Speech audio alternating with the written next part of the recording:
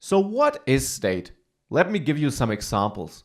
State, for example, are the ingredients we added to our burger. That's part of our application state, the application state of our burger builder application.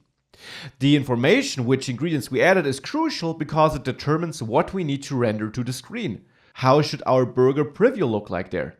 It's also important behind the scenes when we store that burger on a server and we need to submit all these ingredients in the HTTP request.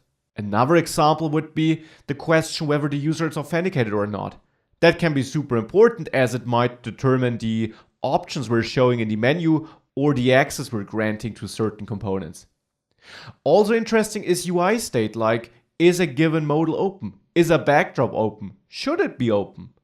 That's super important too. It's less about data like ingredients and user authentication is. It's more about our pure UI only state. It might only be relevant to one single component. Still, this is also an example for state, more of a local than an application-wide state, but still state determining what should get rendered to the screen. And that is, in its core, what you can boil it down to. State influences what you see on the screen.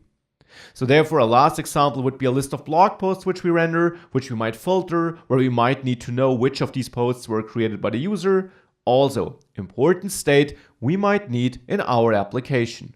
And of course, the list goes on and on. You can add more and more examples here.